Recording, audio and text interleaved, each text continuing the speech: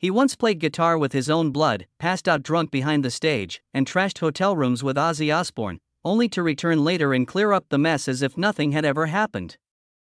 Zakk Wylde is more than just a guitarist, he is indeed a tempest. American heavy metal's roaring lifeblood for more than 30 years. However, Zakk, now in his 50s, no longer strides on stage with a bottle of Jack in his hand. Instead, he carries a guitar that was once owned by Dimebag Darrell, a clean heart and sober eyes. The individual who previously resided in the vicinity of a Marshall amplifier's shrill roar now converses with God in his own calm manner each morning. He continues to wear leather and maintains an untamed beard, however, his pace has diminished. As if they are fully cognizant of the consequences of exceeding their limits once more. Zakk Wylde was not consumed by fame or scandal. He elected to halt, raise, and proceed. As a result, he has become an uncommon figure in the metal community. A warrior who never betrayed his fallen comrades, a wild soul who knew when to stop, and a father, husband, and friend who did not pretend to be any of these things. This narrative is not solely about a rocker who survived, it is also about a soul that was once lost in the darkness and is now walking in the light. The purpose of this narrative is not to be praised, but to demonstrate that genuine fortitude is not found in a riff, but in remaining true to oneself. Earlier life Jeffrey Philip V. Lant was born on January 14, 1967, in Bayonne, New Jersey, a working-class industrial community. No one anticipated the emergence of one of the most unique guitarists of the 1980s. His family was of Polish descent and led a modest existence. They were not impoverished enough to go hungry, but they were also not wealthy enough to purchase Marshall amps or Black Sabbath tickets. Zakk rarely discusses his father, Jerome, who was raised in an orphanage. However, it is universally acknowledged. This is the source of his quiet demeanor and fortitude. Zakk's upbringing was characterized by a quiet loneliness, the kind that a child who was captivated by music but lacks a companion to share it with is haunted by. He acquired his initial guitar at the age of 8, but subsequently relinquished it. He returned at the age of 14, and this time, he refused to relinquish control. Zakk commenced his guitar practice as if it were the sole viable alternative. On certain days, he played for an uninterrupted 12 hours until his fingertips bled, falling asleep in class while his mind was preoccupied with the notes and vibrating strings. Zakk was confined to the garage, where he repeatedly played the same solo until his hands became paralyzed, while other children engaged in physical activities. He was not compelled to do so, nor was it because he aspired to be a celebrity. He simply felt as though he had a purpose in life when the guitar was in his possession. School was of minimal significance. Zakk completed it as a requirement, however, it was during this time that he first encountered the sensation of standing in front of an audience. He performed at school concerts with a crude guitar and eyes that were filled with defiance and nerves. Zakk learned one critical lesson from those performances, despite the fact that they did not elicit any screams. Your guitar must be audible and authentic in order to be heard. Zakk pursued employment at a supermarket while simultaneously participating in a local ensemble known as Zyrus following his graduation from Jackson Memorial High School in New Jersey. At this juncture, he adopted the stage name Zakk Wylde, which he had created himself. The kind of wildness that necessitates a second inquiry due to the fact that no one is aware of its spelling. Zakk's adolescence was not marked by significant disruptions, however, each day reinforced a single truth. He would construct a fire independently if there is no external illumination. The guitar, which was initially a lifeless object, progressively evolved into the entity that defined Zakk Wylde's identity and destiny. He was not instructed on how to become an artist. However, he acquired the ability to live and never look back through relentless repetition and a fixation with every note. Early career during the 1980s in New Jersey, Zakk Wylde was not a well-known figure.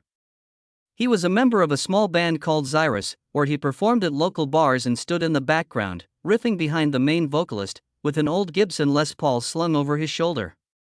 No recognition, no spotlight. However, Zakk continued to engage and play with all of his possessions, regardless of whether anyone was present. He once stated, "I would still perform as if I were opening for Black Sabbath at Madison Square Garden, even if there were only 3 drunk guys there." It was not arrogance, rather, it was an attitude. The type that transforms an otherwise hopeless musical voyage. Jakk Wylde's departure from Ozzy Osbourne's band in 1987 prompted a discreet search for his successor. Zakk's former guitar instructor recommended that he submit a demo recording to Sharon Osbourne. On the recording, there were only a few riffs, a brief solo, and some rough vocals. No refinement, no production. However, it was sufficient to cause Ozzy to halt in his tracks. Ozzy was unable to disregard the visceral, unrestrained, yet precise nature of Zakk's performance. Their initial encounter was reminiscent of a real-life rock opera. Zakk recollected that I was trembling like a leaf. He stated, "Exercise. And my hand could scarcely be raised." But after just a few notes, Ozzy turned to Sharon and said, "He's the one." Within months, Zakk, the soft-spoken blonde kid fresh out of an unknown band, officially became Ozzy Osbourne's new guitarist, stepping into the shoes once filled by legends like Randy Rhoads and Jakk Wylde. In 1988, they released their first album together, No Rest for the Wicked. What Zakk brought wasn't imitation, it was a completely original style. Razor-sharp riffs, blistering yet soulful solos, and above all, a profound respect for Ozzy's music.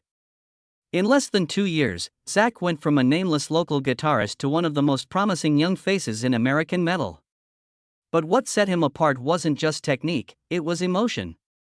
Every time he stood beside Ozzy, Zakk didn't just play, he bled, he lived it. He performed like he was delivering his own farewell. And from that point on, Zakk Wylde's career was no longer a lonely grind in a cold garage.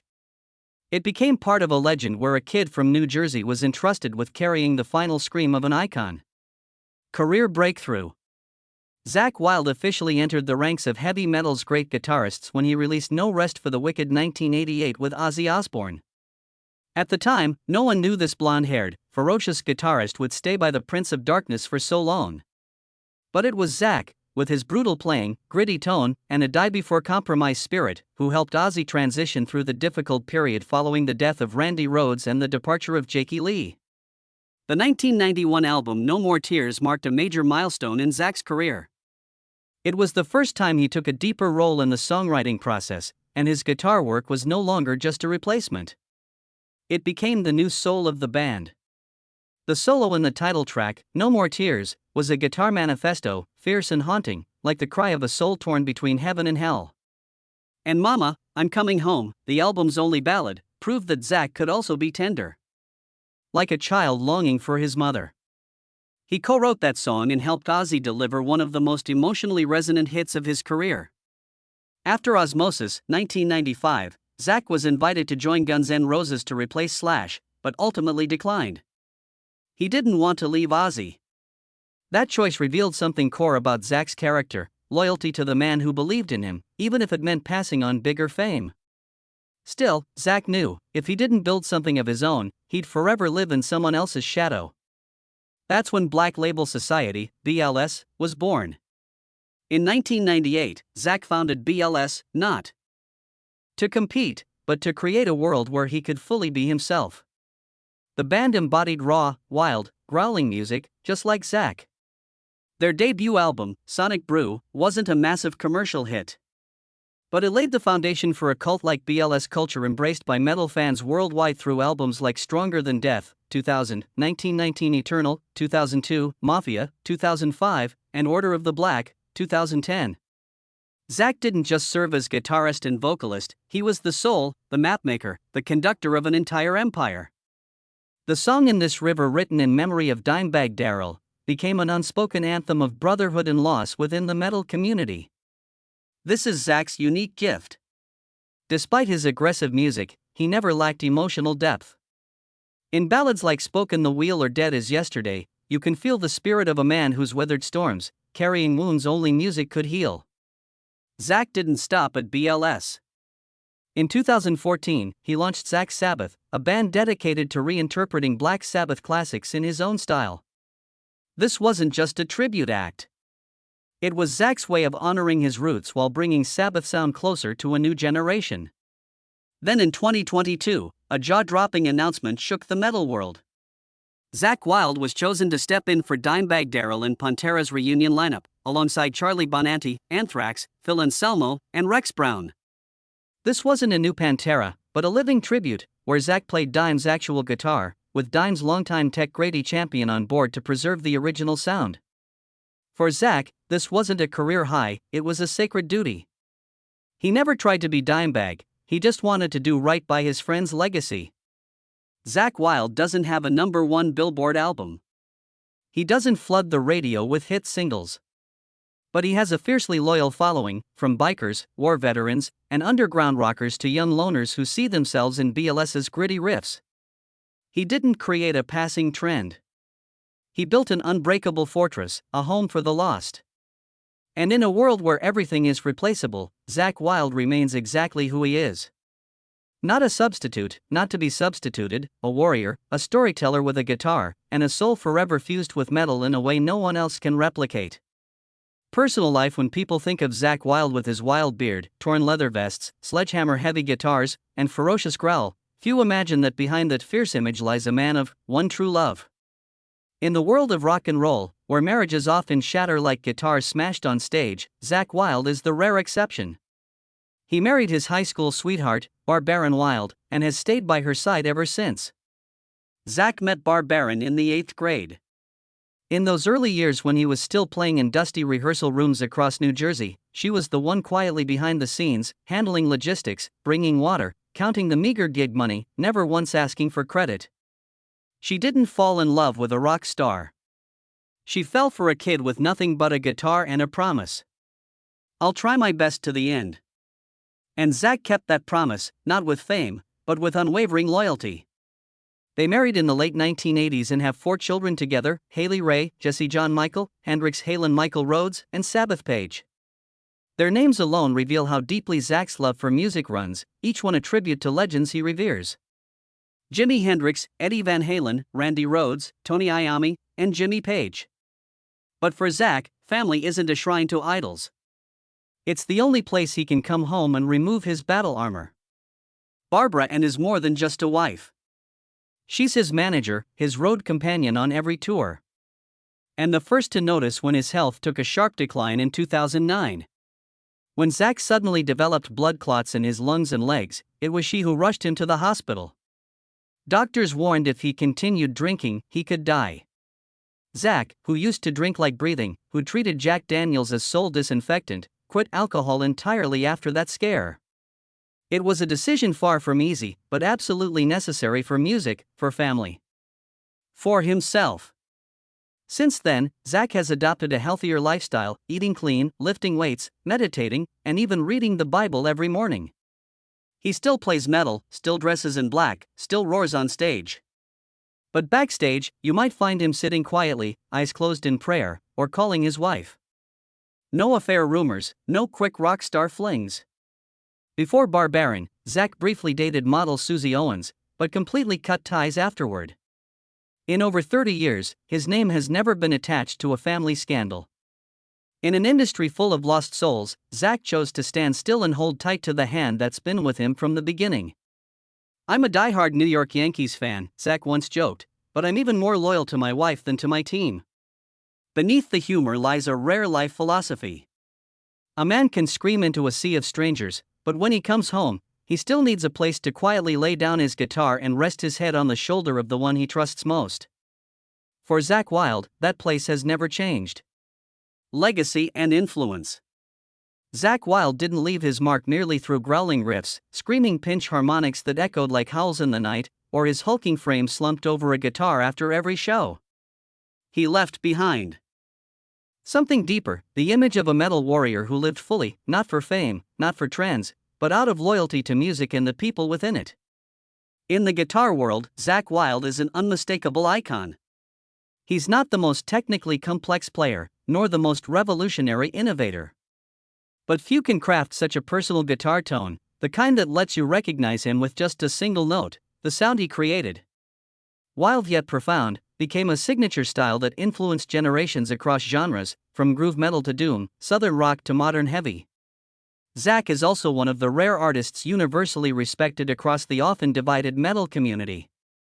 Ozzy fans, Pantera fans, Black Sabbath loyalists, or BLS diehards, they may not all agree on everything, but they share one sentiment. A shrug, a nod, and a simple, "Zakk's the man," because he's never betrayed anyone. On a deeper level, it's Zakk's way of living that defines his legacy. In an industry flooded with exit strategies, shifting allegiances, and artists willing to sell everything for attention, Zakk stayed the course, even when it meant walking alone, quitting alcohol, or living in contrast to the world around him. He's proof that you can be a fiery artist and still a devoted husband, a gentle father, and a loyal friend who doesn't vanish when things get tough. And perhaps Zakk Wylde's greatest legacy doesn't lie in albums like No More Tears, Mafia, or Doom Crew Incorporated, but in his irreplaceable presence on stage, where he doesn't just play guitar, but sends out a message that metal is not just sound, it's loyalty, courage, and unshakable belief. What makes a true metal legend? For Zakk Wylde, the answer may be this: he never tried to become one. He simply stayed true to himself, and that was enough. Current life? Though now 58 years old, Zakk Wylde shows no signs of slowing down. In fact, 2024 and 2025 have seen him at perhaps his most energized and active state since turning 50, not just performing, but honoring the legacies he grew up with, fought alongside, and now continues to carry forward. The centerpiece of Zakk's current activities is the ongoing Pantera tour, a massive global tribute launched in 2022 to honor the band's late members, Dimebag Darrell and Vinnie Paul. In 2025, Zakk and Pantera continue to bring this tour to North America's biggest stages, from Philadelphia and Tampa to Santa Clara and Denver. With Dimebag's actual guitar in hand, Zakk isn't just playing music, he's resurrecting memories. Fans who once mourned Pantera's end now stand before the stage, shedding tears for a presence that feels different, but genuine, heartfelt, and worthy. At the same time, Zakk is also a key performer on the Experience Hendrix Tour 2025, a nationwide celebration of one of his childhood heroes, Jimi Hendrix. Spanning March to April 2025 across dozens of cities in the US and Canada, the tour features guitar legends like Kenny Wayne Shepherd, Eric Johnson, and Marcus King. But Zakk has been one of the most talked about acts, thanks to his distinct style that channels not just technique, but unfiltered rock and roll soul. Meanwhile, Zakk remains the frontman of Zakk Sabbath, his tribute band to Black Sabbath. In late 2024 and early 2025, they toured the US on the King of the Monsters circuit, alongside tribute acts like Zoso and the Iron Maidens. In early 2025, Zakk Sabbath continued their journey across Europe, from Manchester to Berlin, playing iconic covers like Maybe, Iron Man, and War Pigs, as a tribute to Tony Iommi, whom Zakk reverently calls the father of heavy metal. On top of that, released a digital album titled Greatest Riffs with Zakk Sabbath, a compilation of fan-favorite covers. The album has been warmly received not only by die-hard fans, but also as a milestone marking over 30 years of Zakk keeping the Sabbath flame alive. Perhaps the most emotional moment of 2025 will be Zakk's participation in Black Sabbath's farewell concert, scheduled for July 5, 2025, at Villa Park in Birmingham. This historic show marks the full reunion of Ozzy Osbourne, Tony Iommi, Geezer Butler, and Bill Ward after more than 2 decades. Zakk isn't an official member of Sabbath, but his invitation to perform at this farewell night proves how deeply woven he is into the band's spiritual legacy. When he's not touring, Zakk spends time at home in California with his wife, Barbara Ann, and their 4 children. He continues to avoid fleeting temptations and maintains a healthy lifestyle after quitting alcohol in 2009. Appearing on podcasts, talk shows, and behind-the-scenes videos, he always exudes warmth and humor, but also the discipline and intensity of a true musical warrior. Zakk Wylde has never announced retirement. Perhaps he never will, because even when the lights go out, he'll still be playing. For Ozzy, for Dimebag, for Sabbath, for metal fans around the world, and for himself, the man who never stopped living for music. So what about you? If you could witness a Zakk Wylde performance right now, what song would you choose to hear? Share your thoughts in the comments below. And don't forget to subscribe to the channel for more real-life stories of blood, sweat, and music, like the one you've just watched. Thanks for being here and see you in the next video. Rock on!